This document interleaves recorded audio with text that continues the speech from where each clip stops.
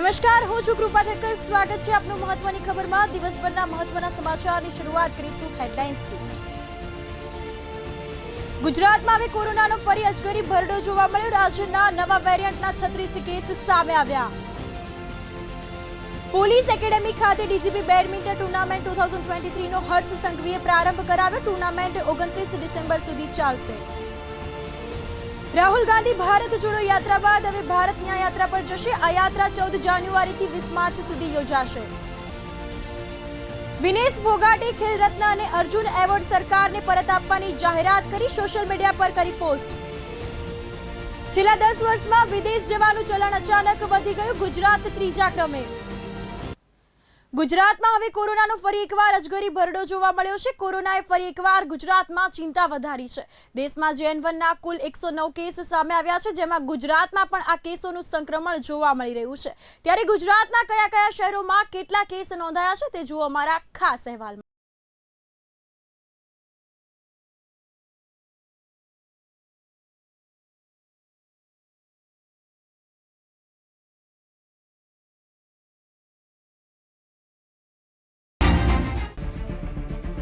ભારતમાં ફરી એક વખત કોરોનાના કેસોમાં વધારો થયો છે. કેન્દ્રીય સ્વાસ્થ્ય મંત્રાલયના આંકડા અનુસાર કોરોનાનું નવું સબ વેરિયન્ટ JN1 પણ ઝડપથી ફેલાઈ રહ્યું છે. હવે આ દેશના 7 રાજ્યોમાં લોકોને ઝપેટમાં લઈ ચૂક્યો છે અને નવા વેરિયન્ટથી સંક્રમિત દર્દીઓની સંખ્યા વધીને 83 થઈ ગઈ છે. આંકડા અનુસાર કોરોનાના નવા વેરિયન્ટની સૌથી વધુ અસર ગુજરાતમાં જોવા મળી રહી છે. દેશમાં JN1ના 109 કેસ સામે આવ્યા, જેમાંથી ગુજરાતમાં સૌથી વધુ 36 કેસ સામે આવ્યા છે. આ સિવાય કર્ણાટકમાં 34, ગોવામાં 14, મહારાષ્ટ્રમાં 9, કેરળમાં 6, રાજસ્થાન અને તમિલનાડુમાં 4 કેસ સામે આવ્યા છે, જ્યારે તેલંગાણામાં 2 કેસ સામે આવ્યા છે. ગુજરાતમાં સામે આવેલા કોરોનાના નવા વેરિયન્ટના કેસોની વાત કરવામાં આવે તો અમદાવાદમાં સૌથી વધુ 20 કેસ સામે આવ્યા છે, જ્યારે વડોદરામાં 10, રાજકોટ, ગાંધીનગરમાં 2 કેસ, જ્યારે મહેસાણા, સાબરકાંઠામાં 1 કેસ નોંધાયા છે.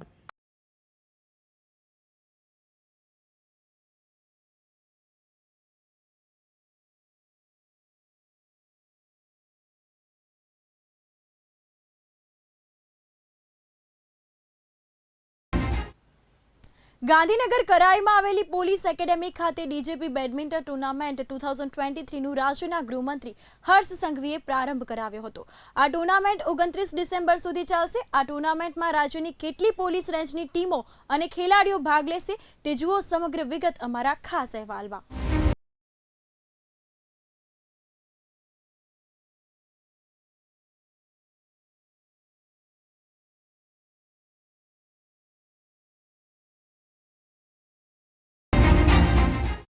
ગુજરાત પોલીસ અકાદમી કરાઈ ખાતે ગૃહ રાજ્યમંત્રી હર્ષ સંઘવીએ ડીજીપી કપ બેડમિન્ટન ટુર્નામેન્ટ 2023નો શુભ આરંભ કરાવ્યો હતો.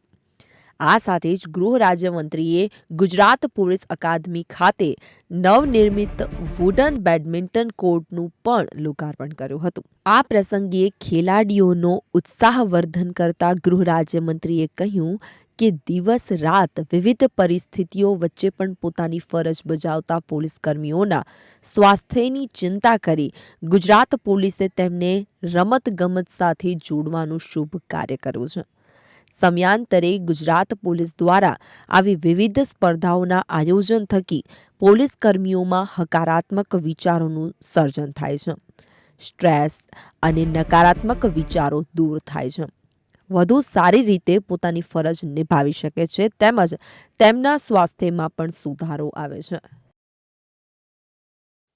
ગુજરાત પોલીસ દ્વારા ગુજરાત પોલીસના સૌ જવાનોને રમતગમત જોડે જોડી રાખવા માટે એમની સ્વાસ્થ્યની ચિંતામાં જે પ્રકારે પોલીસનું રોજિંદુ કામગીરી હોય, જે પ્રકારે અનિયમિતતા એમની ડ્યુટીની અંદર ઘણી હોય છે, જેના કારણે સ્વાસ્થ્યમાં ક્યાંક ને ક્યાંક અસર આવતી હોય, એની સામે ગુજરાત પોલીસ દ્વારા સૌ જવાનોને યોગા અને રમતગમત જોડે જોડવાનો એક પ્રયાસ કરવામાં આવી રહ્યો છે. આજે તેના જ ભાગરૂપે રાજ્યના પોલીસ વિભાગ દ્વારા ડીજીપી બેડમિન્ટન ટુર્નામેન્ટની શરૂઆત કરવામાં. આ રાજ્ય કક્ષાની ટુર્નામેન્ટ છે. ખૂબ મોટી સંખ્યામાં પોલીસના જવાનોએ આમાં ભાગ લીધો છે અને આના થકી આવનારા દિવસોમાં ગુજરાત પોલીસને અને રાજ્યને સારા પ્લેયર્સ જરૂરથી મળશે એવું મારું સ્પષ્ટ માનવું છે.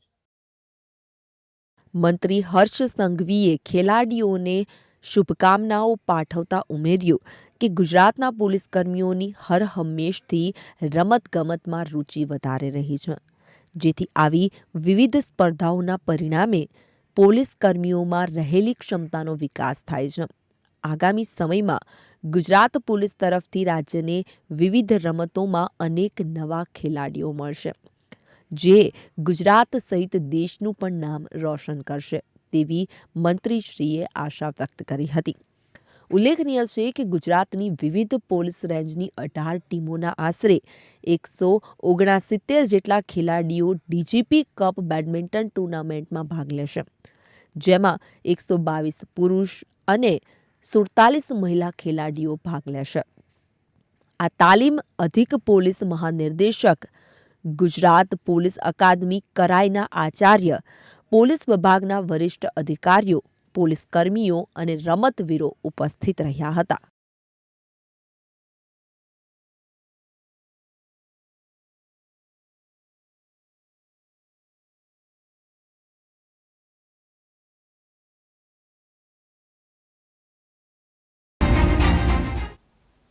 કોંગ્રેસ પક્ષ આવતીકાલે પોતાનો 138મો સ્થાપના દિવસ ઉજવી રહી છે.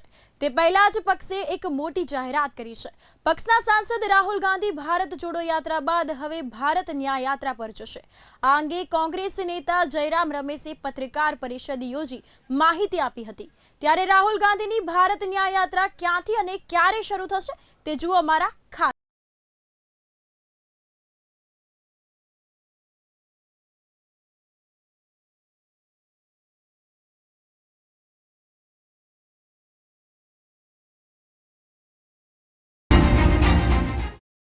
કોંગ્રેસ નેતા રાહુલ ગાંધીએ ભારતના દક્ષિણ છેડે કન્યાકુમારીથી પગપાળા ચાલીને જમ્મુ કાશ્મીર સુધી ભારત જોડો યાત્રા કરી હતી.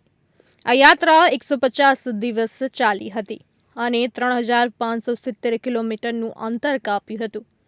ત્યારે હવે આ યાત્રાની સફળતા બાદ કોંગ્રેસ નેતા રાહુલ ગાંધી ભારતીય ન્યાય યાત્રા કાઢશે, જે મણિપુરથી મુંબઈ સુધી 14 રાજ્યોમાંથી પસાર થઈને 6200 કિલોમીટરનું અંતર કાપશે. સૂત્રોમાંથી મળતી માહિતી મુજબ આ યાત્રા 14 જાન્યુઆરીથી 20 માર્ચ સુધી યોજાશે. भारत जोड़ो यात्रा के बाद अब राहुल गांधी जी के नेतृत्व में कांग्रेस पार्टी भारत न्याय यात्रा निकालने वाली है. 14 जनवरी से लेकर 20 मार्च तक 6200 किलोमीटर लंबी भारत न्याय यात्रा 14 राज्यों से गुजरेगी.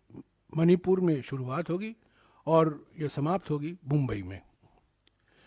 भारत जोड़ो यात्रा के दौरान राहुल जी ने 3 मुद्दे उठाए थे. आर्थिक विषमताओं के बारे में उन्होंने जिक्र किया, सामाजिक ध्रुवीकरण के बारे में उन्होंने बातचीत की और राजनीतिक तानाशाही जो आज हमारे देश में हकीकत बन गई है उसके बारे में जनता को अवगत कराया. तो ये 3 बड़े मुद्दे थे भारत जोड़ो यात्रा के समय में. उन्होंने अपनी आवाज बढ़ती हुई आर्थिक विषमताओं के बारे में, बढ़ती हुई सामाजिक ध्रुवीकरण के बारे में और बढ़ती हुई राजनीतिक तानाशाही के बारे में उन्होंने अपने विचार जनता के बीच में रखा. वो मन की बात नहीं थी, वो जनता की चिंता थी.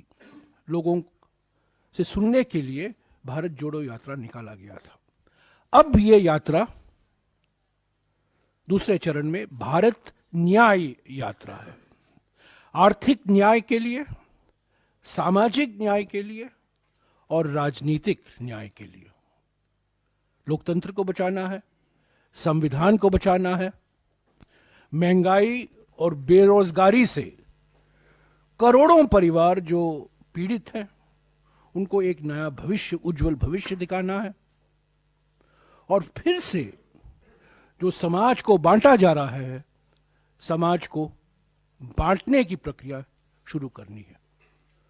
तो पहले भारत जोड़ो यात्रा, भारत को जोड़ने के लिए, और अब भारत न्याय यात्रा, ताकि लोगों में हम आश्वासन देंगे कांग्रेस पार्टी की ओर से, राहुल गांधी जी की ओर से, कि कांग्रेस पार्टी वचनबद्ध है लोगों को, आम जनता को आर्थिक न्याय, सामाजिक न्याय और राजनीतिक न्याय पूर्ण तरीके से उपलब्ध हो। तो यही है पृष्ठभूमि। ભારત ન્યાય યાત્રા 14 રાજ્યો અને 85 જિલ્લામાંથી પસાર થશે, જેમાં આસામ, નાગાલેન્ડ, મેઘાલય, બિહાર, ઝારખંડ, બંગાળ, છત્તીસગઢ, મધ્યપ્રદેશ, યુપી, રાજસ્થાન, ગુજરાત અને મહારાષ્ટ્ર થઈને મુંબઈ પહોંચશે। કહેવામાં આવી રહ્યું છે કે આ યાત્રા બસ દ્વારા થશે અને કેટલીક જગ્યાએ તે પગપાળા પણ હશે। કોંગ્રેસ અધ્યક્ષ મલ્લિકાર્જુન ખડગે ભારત ન્યાય યાત્રાને લીલી ઝંડી આપશે।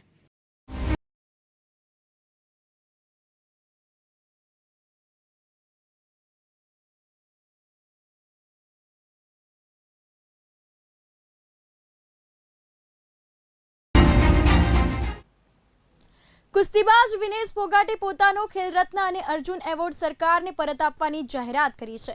તેમણે સોશિયલ મીડિયા પર એક પોસ્ટ શેર કરી હતી। વિનેશ ફોગાટે વડાપ્રધાન નરેન્દ્ર મોદીને સંબોધીને પત્ર લખ્યો છે। પોતાના સોશિયલ મીડિયા પર કરવામાં આવેલ પોસ્ટમાં વિનેશ ફોગાટે શું જાહેરાત કરી તે જુઓ।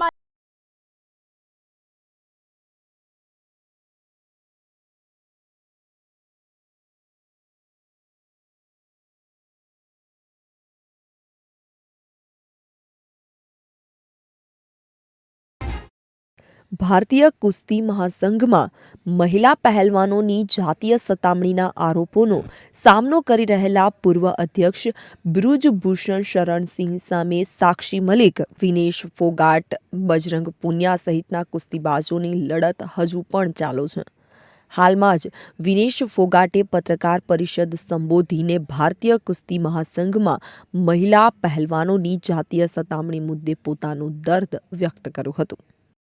सबको पता है कि हम जैन में आए थे, लेकिन मैं एक बात आपको बताना चाहती हूँ कि हमने जब हर तरीके से कोशिश कर ली थी, उसके बाद हम दिल्ली की सड़कों पे आके बैठे थे।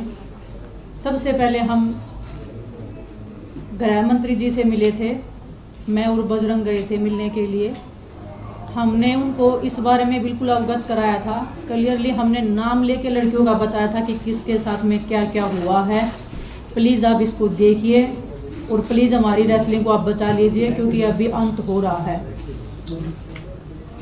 उन्होंने हमें बोला था कि 30-40 दिन का टाइम मुझे दीजिए, उसके बाद में मैं करता हूँ और आप निश्चिंत रहिए, हम ज़रूर इसमें कुछ करेंगे।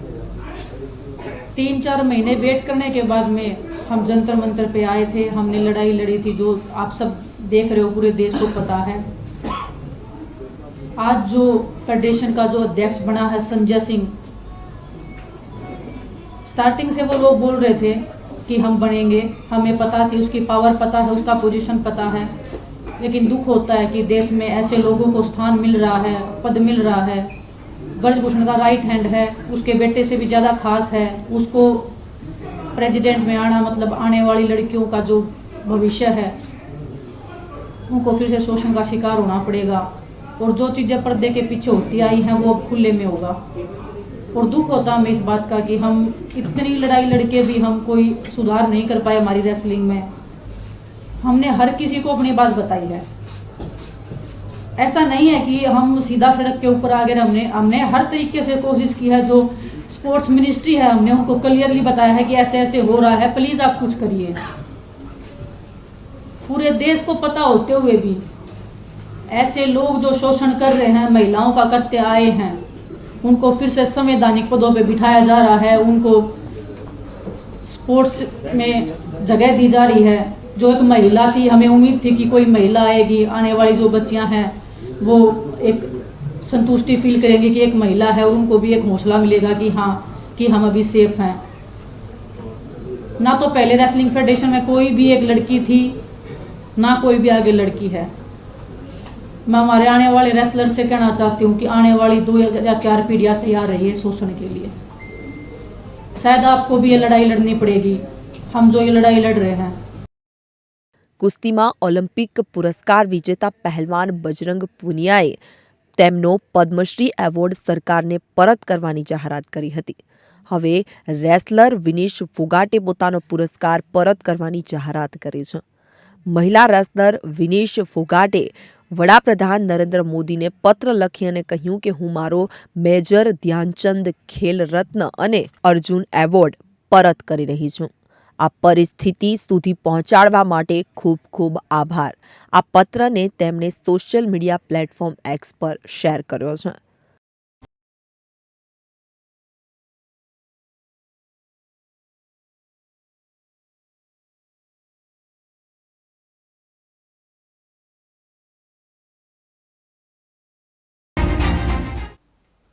તાજેતરમાં ફ્રાન્સના વેટ્રે એરપોર્ટ ખાતે માનવ તસ્કરીમાં ગુજરાતી સહિત 303 પ્રવાસીઓ ઝડપાયા હતા. આ મુસાફરો ગેરકાયદેસર અમેરિકામાં ઘૂસણખોરી કરવાની ફિરાકમાં હતા, પરંતુ છેલ્લા કેટલાક વર્ષોથી વિદેશમાં સ્થાયી થવાના ચલણમાં વધારો જોવા મળી રહ્યો છે. છેલ્લા 10 વર્ષમાં કેટલા ગુજરાતીઓએ ભારતીય નાગરિકત્વ જતું કર્યું છે તે જુઓ અમારા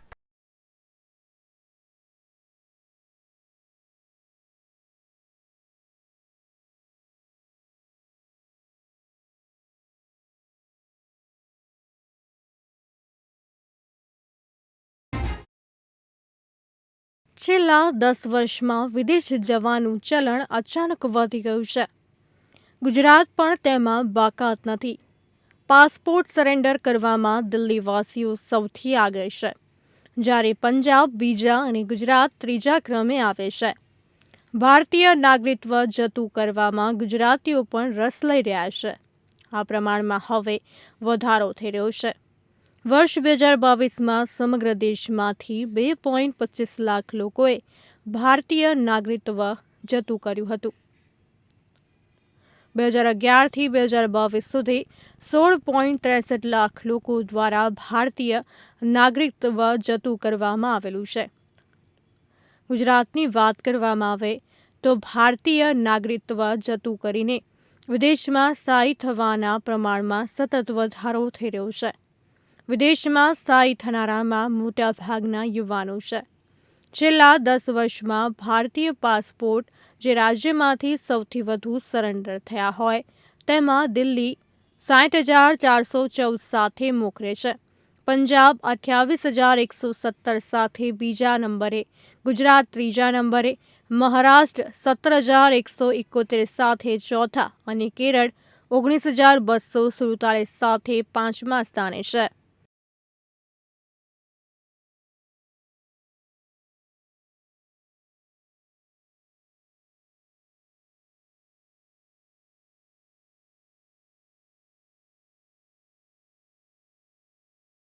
દિવસભરની મહત્વની ખબર જોવા માટે ફરી મળીશું આજ સમય. ત્યાં સુધી જોતા રહો બુલેટિન ઇન્ડિયા, ભરોસો ગુજરાતનો. નમસ્કાર.